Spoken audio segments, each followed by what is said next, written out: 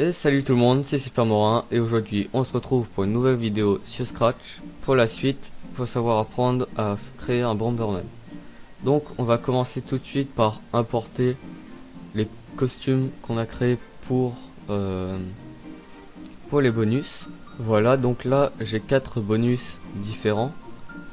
Un pour avoir plus de vie, un pour augmenter la puissance des explosions, un pour rendre à peu près invisibles les bombes, et un pour augmenter le temps d'attente pour poser une autre bombe.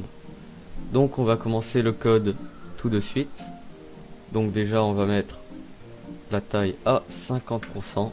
Ici on va renommer par contre en bonus. Et du coup on va faire quand drapeau cliquer, répéter indéfiniment et cacher. Ensuite on va faire quand drapeau cliquer, on prend un répéter 10 fois. On prend un opérateur qui est nombre aléatoire.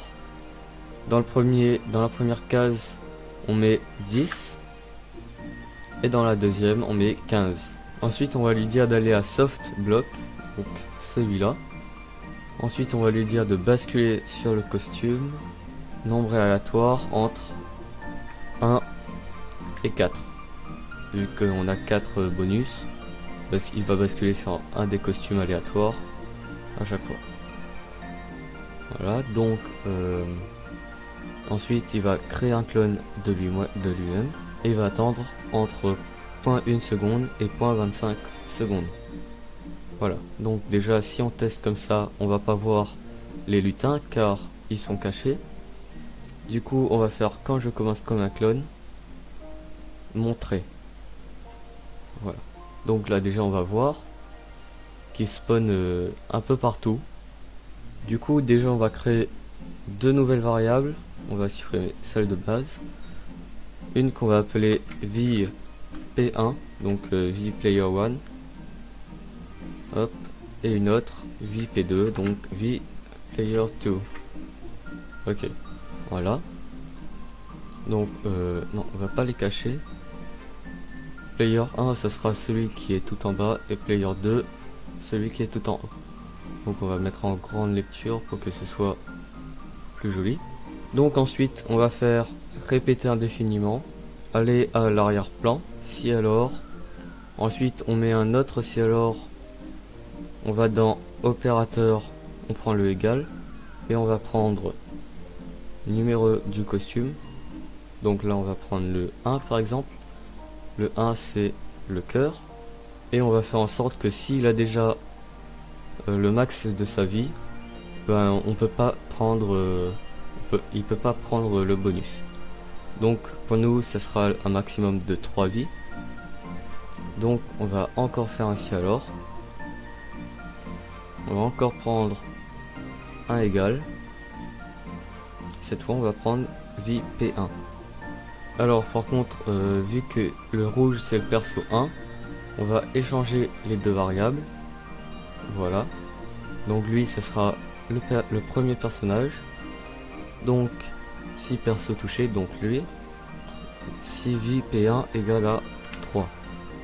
Voilà. Non, faut mettre un nom avant. Si le bonus touche le perso et que son costume est égal à 1. Et si la vie n'est pas égale à 3, il va ajouter à vie P1 1. Du coup maintenant on va supprimer le clone. Hop, comme ça. Voilà. Et ensuite on va faire la même chose pour tous les costumes.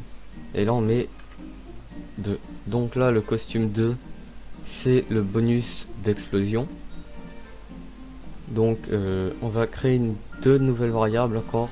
Donc vous allez voir il va avoir besoin de beaucoup de variables. Et on va écrire NDE pour au niveau des explosions. NDE P1, on n'oublie pas. Hop. NDE P2. On n'a pas besoin de les voir donc on les cache. Et là-dedans c'est si non NDE P1 égale à 2 vu que là il y a deux niveaux. Alors par contre j'ai pas encore fait les bombes, je les ferai dans le prochain épisode. Aujourd'hui on va juste s'occuper des bonus et des personnages. Ici, ça sera pas ajouté, mais ça sera mettre. NDEP1 à 2. Ensuite, on va recréer d'autres variables. Effet fantôme. Alors par contre, c'est pas comme ça qu'on écrit effet fantôme. Hop, EP, EP P1 et EP P2. Voilà. Et là, on les cache aussi. Donc, on va dupliquer, mettre en dessous, mettre hop, faire 3. Et si sinon EP1 est égal à 90, mettre EP1 à 90. Donc pour l'effet fantôme, on va voir quand on verra les bombes. Pour l'instant, on continue ça. Donc ici, pour le costume 4, ça sera plus de bombes. Donc on va créer une variable encore une fois, nombre de clones P1 et nombre de clones P2. Voilà. Donc là on les cache, on n'a pas besoin de savoir. Et là niveau égale 4, sinon nombre de clones P1 égale à 0. Alors ajouter -1 à nombre de clones. Ça on verra ensuite dans les bombes. Donc là on a déjà fait pour le premier personnage. Et là on va continuer, on va dupliquer ça, on va le mettre de côté pour l'instant. Et on va tout remplacer pour le deuxième personnage. Et du coup ensuite on le met en dessous. Si on touche le cœur, normalement il va prendre une vie. Donc hop, voilà, il est passé à une vie. Du coup là, si je me mets là, ça fait rien parce que je suis déjà à 0.